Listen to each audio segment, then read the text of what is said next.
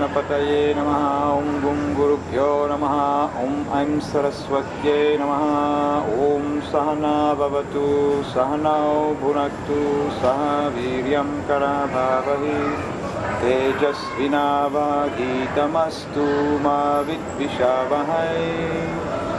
Om Shanti Shanti Shanti.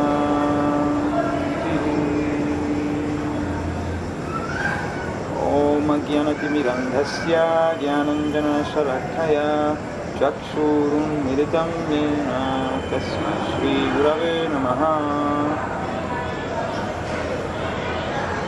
Om Namo Bhagavate Ramakrishnanandaya.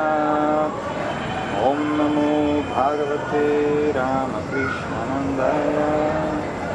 Om Namo Bhagavate Ramakrishnanandaya. Hari Om Tat Sat.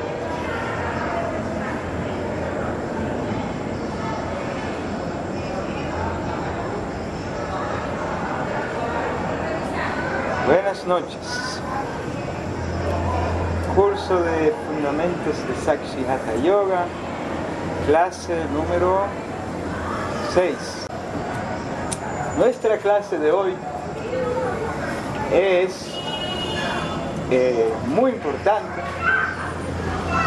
porque se trata de las gunas. Las gunas son las modalidades de la naturaleza material.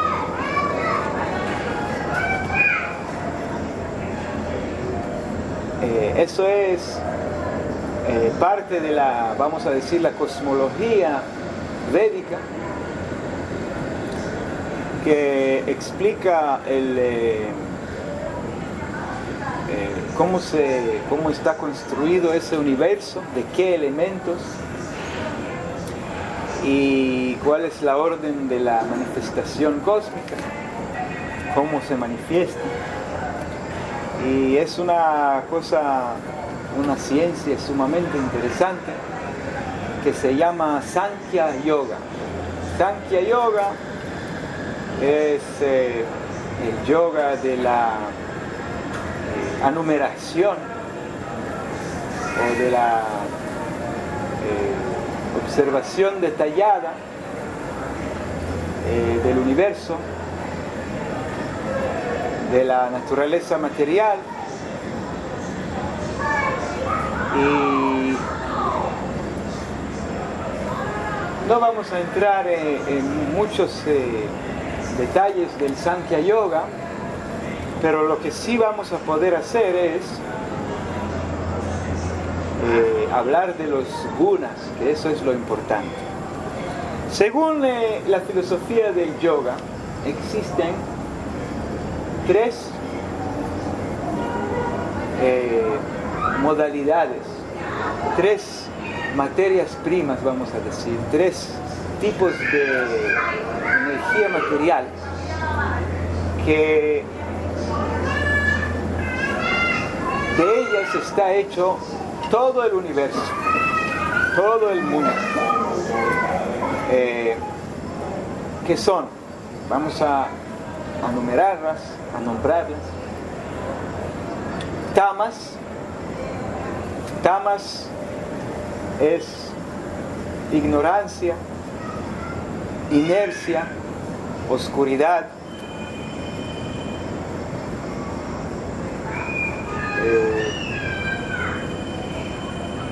Es la energía más inferior, vamos a decir. Después tenemos rayas, que es la actividad, movimiento, pasión, deseo, violencia. Y la tercera, sattva. Sattva es la claridad, armonía, bondad,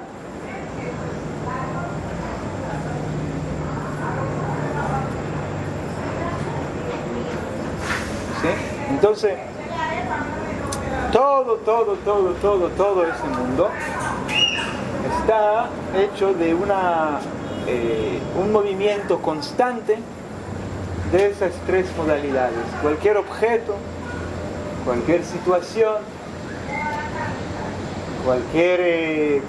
cualquier cosa en ese mundo está predominada por una de las tres cosas, las tres modalidades, las tres gunas.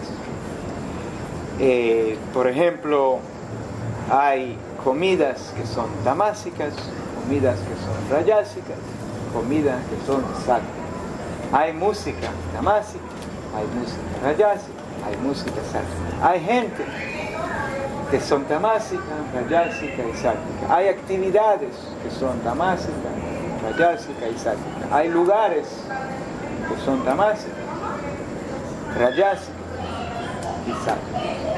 Y en general, lo importante en eso es entender que todo lo que estamos experimentando a través de la mente es prácticamente nada más que los gunas, las modalidades de la naturaleza material. Si uno va a las 3 de la noche o a las 3 de la mañana a un bar donde ya todos están tostados, seguramente que va a encontrar la energía tamásica.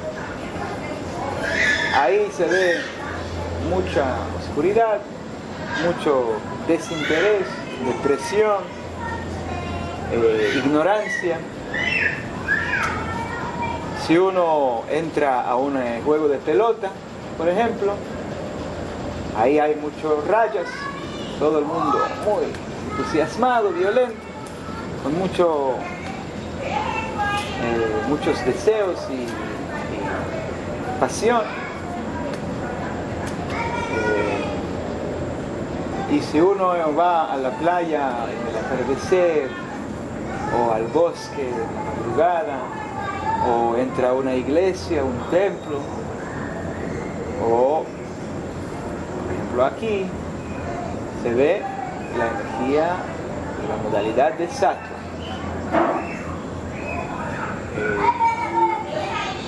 Es muy fácil de distinguir cuál es cuál, ¿no? Lo importante entender es que cuando uno entiende eso realmente pasa un choque, que en realidad uno no tiene ninguna libertad. ¿Por qué? Porque todo lo que piensa es por la energía que pasa en ese momento en su mente. Si pasa una ola, un vritti tamásico, tú te llenas de desinterés y de depresión y de sueño. Si llega un vritti, pasa una ola de rayas, te llenas de entusiasmo, de deseo, de voluntad de hacer y de mover y eso. Y si llega sattva, te sientes muy inspirado, todo te ves muy claro, te sientes bueno, lleno de bondad y de armonía con todo. Entonces, en realidad, mientras que uno está en la mente, identificado con la mente, no hay libertad, no hay voluntad libre. Hoy me preguntó alguien, ¿yoga significa renunciar a la voluntad libre? Y yo le dije, no, es lo contrario, es encontrar la voluntad libre, la voluntad propia, porque hasta ahora el no yogi solo experimenta la voluntad ajena. y por ella actúa. Pasa una ola y uno de repente quiere algo y actúa así. Entonces hay que entender que somos sujetos. La mente es sujeta al movimiento de las gunas, de las olas, las modalidades de la naturaleza.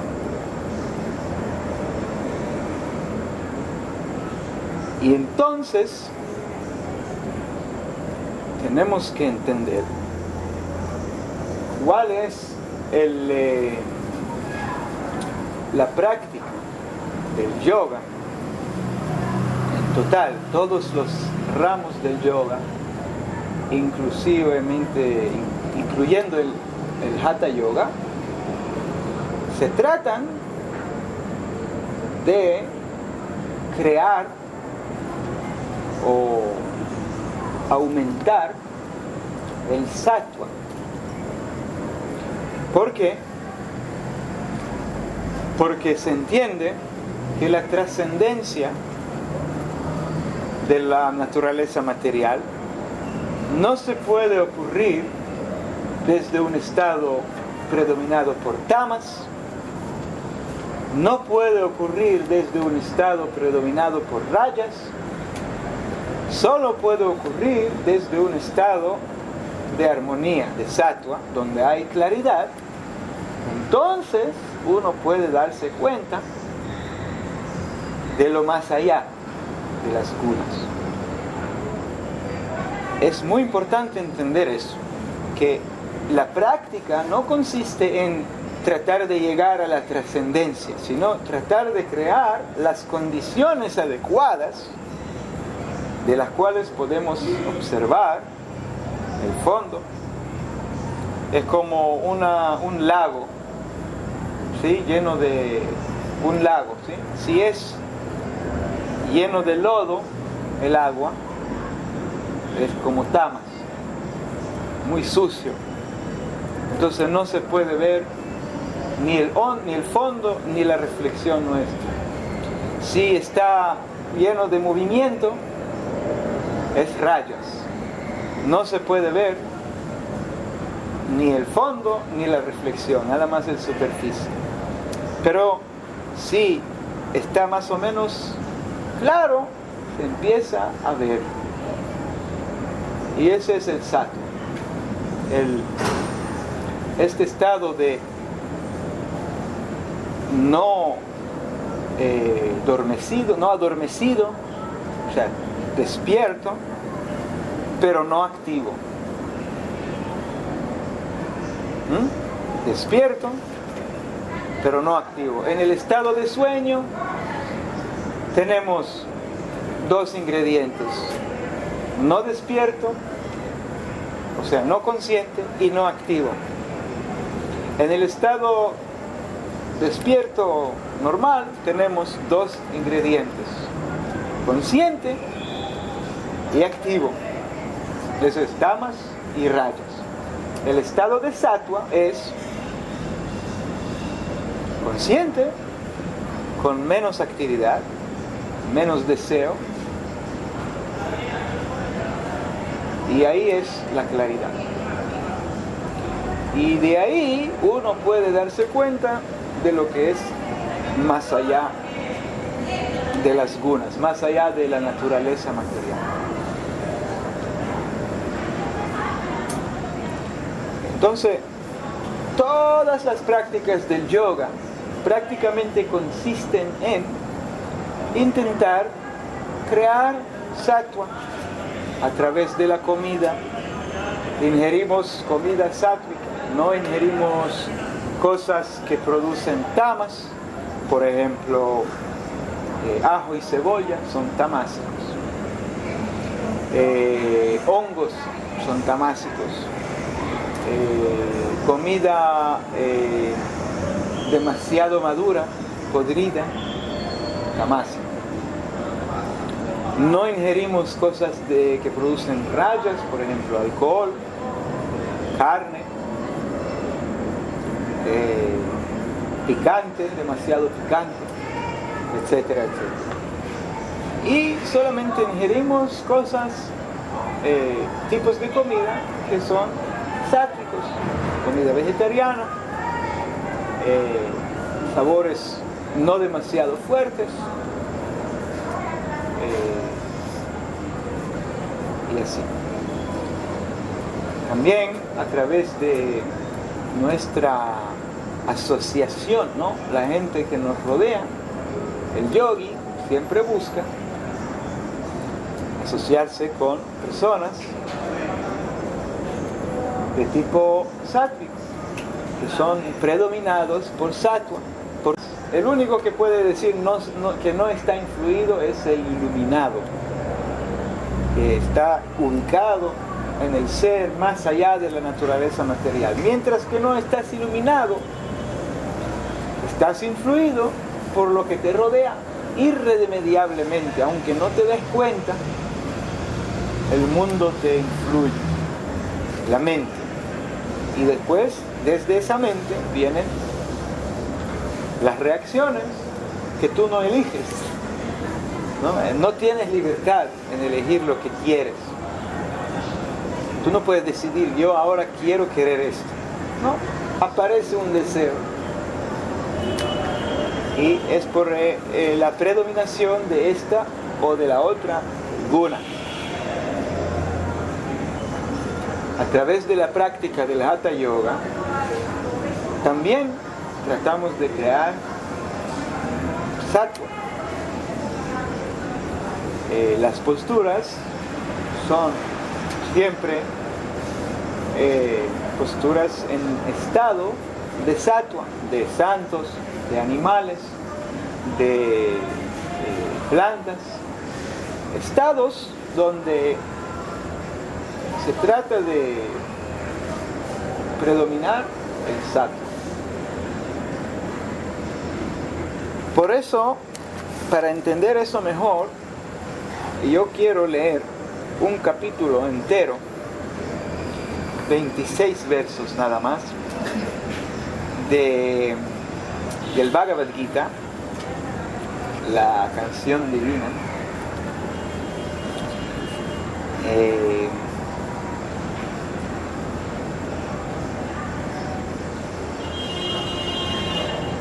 Empezamos del capítulo, del verso número 4, donde empieza a hablar. Capítulo 14 enteramente se trata de los gunas. Entonces el verso 4 dice: ha de saberse, oh hijo de Kunti, que todas las especies de vida aparecen mediante su nacimiento en esta naturaleza material, y que yo soy el Padre que aporta la simiente.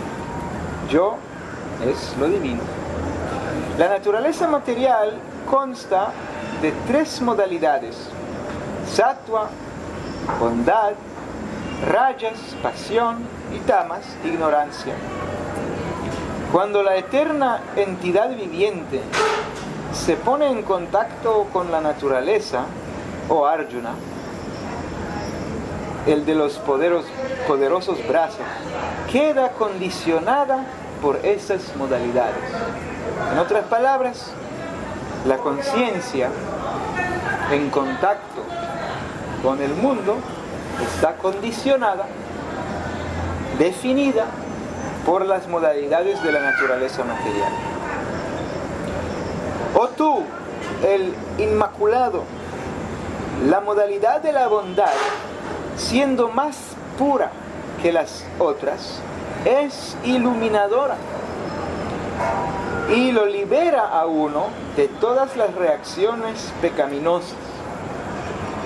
Aquellos que se encuentran influidos por esa modalidad, el sattva, quedan condicionados por una sensación de felicidad y conocimiento. O sea, el que está predominado por sattva está condicionado, todavía condicionado, pero por la sabiduría y por la dicha. Se siente feliz y tiene la claridad para conocer. La modalidad de la pasión nace de ilimitados deseos y anhelos. Y debido a ello, la entidad viviente, el alma, queda atada a las acciones materiales fruitivas. El que está en rayas está en hacer y hacer y hacer, y está atado por los frutos de sus acciones. Y verso 8: has de saber que la modalidad de la oscuridad, tamas, nacida de la ignorancia, causa el engaño de todas las entidades vivientes encarnadas. Los resultados de esa modalidad son la locura, la indolencia y el sueño, los cuales atan al alma condicionada.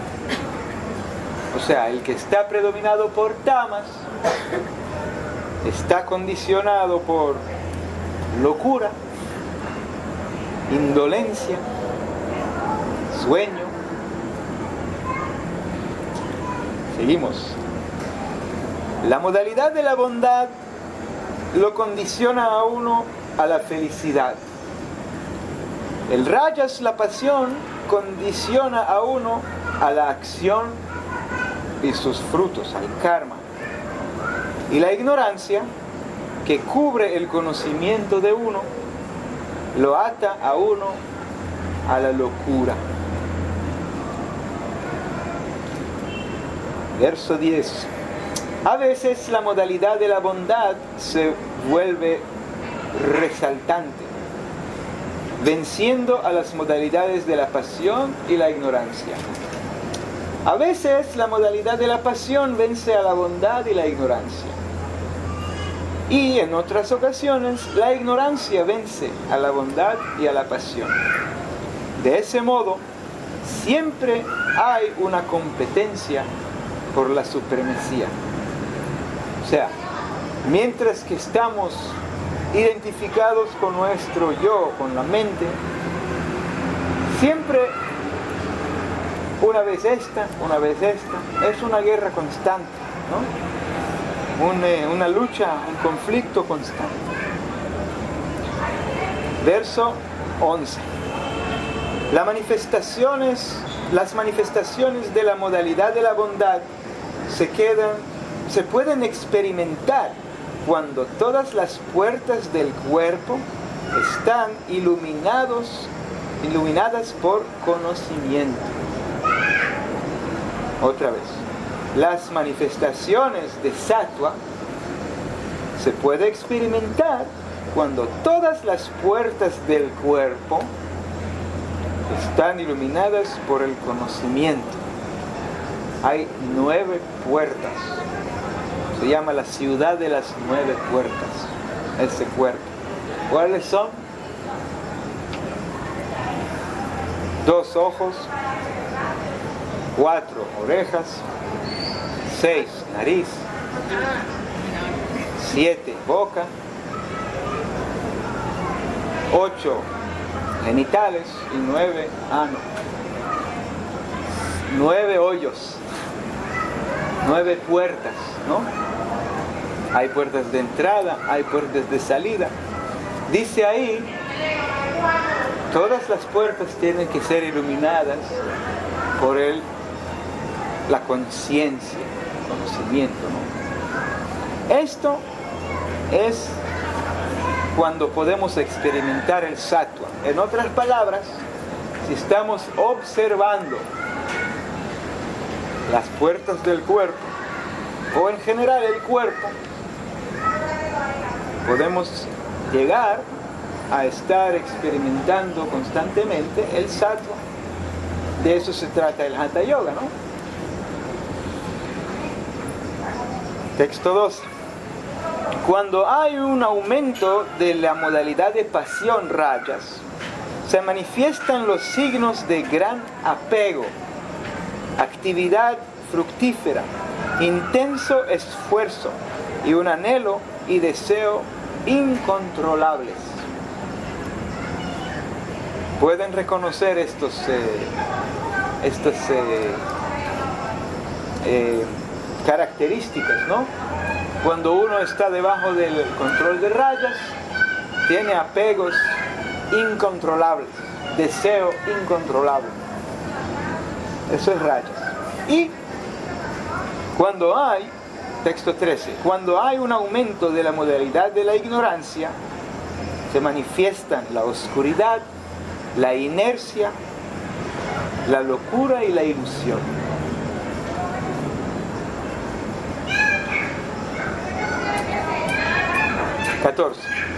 Cuando uno muere en el estado de la modalidad de sattva, de la bondad, la claridad, va a los planetas superiores y puros de los grandes sabios. Cuando uno muere en el plano de rayas, nace entre aquellos que se dedican a las actividades fructíferas, y cuando uno muere en el plano de tamas, la ignorancia, nace en el reino animal. En otras palabras, si uno en la vida desarrolla sattva, va a subir. Si uno está en rayas, va a quedar en el mismo nivel. Y si uno desarrolla apego a tamas, va a bajar. El resultado de la acción piadosa es puro y se dice que está en el plano de la modalidad de la bondad. Pero la acción que se hace en el plano de rayas termina en el sufrimiento. Y la acción que se ejerce en el plano de la ignorancia, tamas, termina en la necedad. También dicen que hay tipos de placeres como los gunas, ¿no? Hay placeres que son tamásicos, hay placeres rayásicos, hay placeres sáttvicos. ¿Cuál es la diferencia? Placeres tamásicos empiezan en amargura y terminan en amargura. Por ejemplo, las drogas, las intoxicaciones. Los placeres rayásicos empiezan en dulzura y terminan en amargura. Como el romance, ¿no? Y los placeres sáttvicos empiezan en amargura y terminan o se desarrollan más y más dulzura, como por ejemplo la práctica de yoga. Empieza difícil, pero más y más uno descubre los sabores superiores, ¿no?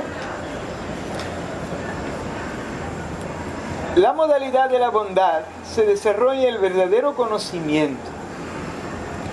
De la modalidad de rayas, la pasión, se desarrolla la codicia. Y de tamas, la ignorancia, se desarrollan la necedad, la locura y la ilusión.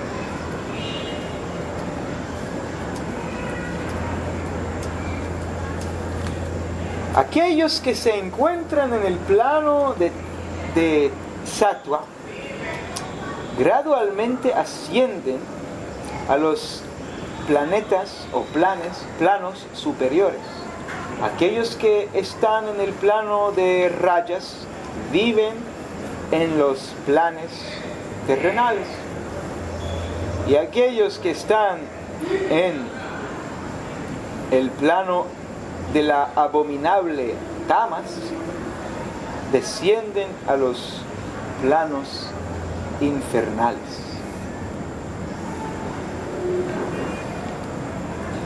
Cuando alguien ve como es debido que aparte de estas modalidades de la naturaleza, en todas las actividades no hay ningún otro ejecutor que esté actuando, y conoce al Señor Supremo, quien es trascendental a todas esas gunas, modalidades de naturaleza, esa persona llega a mi naturaleza espiritual.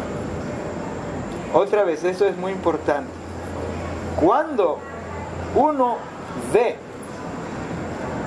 que aparte de las modalidades de la naturaleza material, en todas las actividades no hay ningún otro ejecutor que esté actuando aparte de las gunas. O sea, que las gunas, las modalidades son las que actúan. Cuando uno reconoce esto y conoce a lo divino, quien es trascendental a todas las modalidades, esa persona llega a mi naturaleza espiritual, al verdadero ser. Cuando el ser encarnado, cuando el alma es capaz de trascender estas tres modalidades asociadas con el cuerpo material, puede liberarse del nacimiento, la muerte, la vejez y sus aflicciones, y puede disfrutar de néctar incluso en esta vida.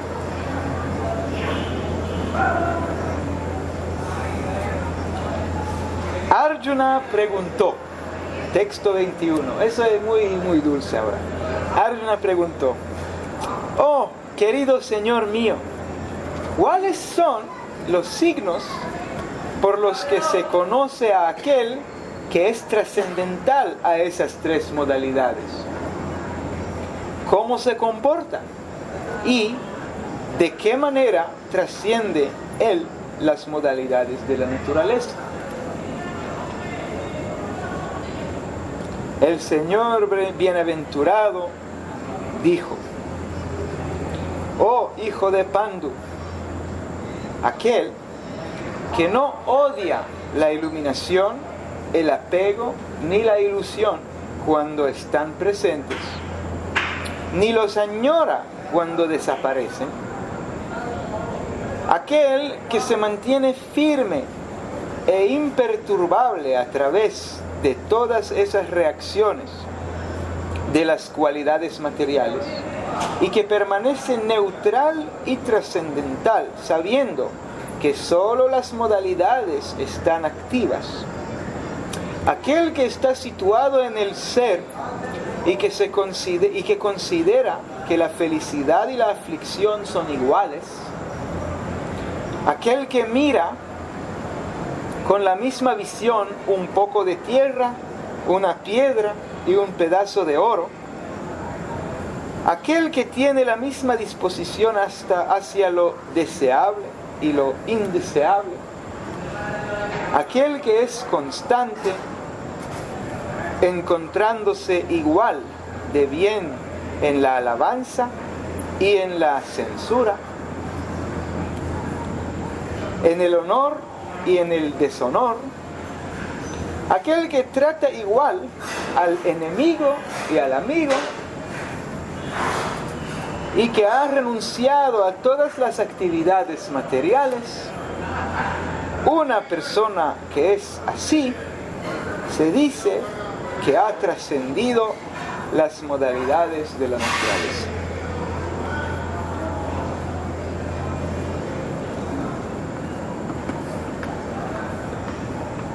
Aquel que se dedica por entero al servicio devocional, firme en todas las circunstancias, trasciende el inmediato las modalidades de la naturaleza material y llega así al plano del Brahman, del absoluto. Y yo soy el fundamento del Brahman, que es inmortal, imperecedero y eterno. y que es la posición constitucional de la felicidad suprema. Que dice, yo soy el fundamento del Brahman, que es inmortal, imperecedero y eterno, y que es la posición constitucional de la felicidad suprema. El yo, el ser, ¿no? El verdadero ser. Entonces, con esto podemos concluir la lectura. Es una meditación muy fuerte. El ser está más allá de las modalidades de la naturaleza. Quería leer algo más de los Yoga Sutras, pero eso lo vamos a dejar para la próxima vez porque es muy bonito.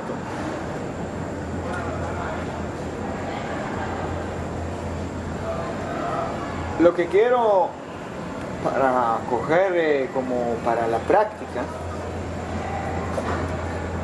es una regla para que nuestra práctica sea en sattva. La práctica de Hatha Yoga queremos que sea sattva. Podemos en cada movimiento, en cada asana, ser predominados por tamas, o por rajas, o por sattva. ¿Cómo hacemos para que nuestra práctica sea predominada por sattva? Principalmente, yo le puedo dar un tip pequeño. En cada manera de estar de cada músculo puede ser sattva, rajas o tamas.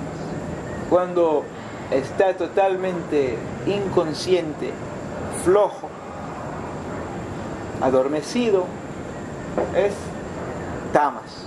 Cuando estás en una postura y te puedes dormir ahí, es porque todavía no has llegado a la postura, no hay ningún reto ahí, ¿no? Es tamas. Puedes practicar la clase entera de tamas, simplemente desinteresado, cansado y ignorante de lo que pasa, ¿no? Puedes practicar en rajas, luchando. Quiero llegar allá a la postura, quiero conquistar la postura, quiero romper el cuerpo para que llegue. Esto es rajas, yendo más allá de nuestro límite, ¿no? Tamas es no llegando a nuestro límite, ni siquiera de lejos, viéndolo. Rajas es tratar de conquistar, romper y quitar el límite de fuerza y de violencia, deseando estar ya en otro lugar. Sattva es cuando observamos nuestro límite de muy cerca, pero no lo cruzamos. Y ahí, relajándonos, por ejemplo, llegando a una postura cobra, Bhujangasana, ¿no? Llegas al límite donde sientes la postura y ahí, en el límite, no antes y no después, en el límite, quedarse y relajarse y practicar ahí todo lo que hemos aprendido hasta hoy. Relajación, respiración, alargamiento, estabilidad, etc. Este es un tip para que nuestra práctica esté predominada por sattva. Y claro, todo lo que hemos aprendido hasta hoy es por eso, para que el sattva predomine nuestra práctica.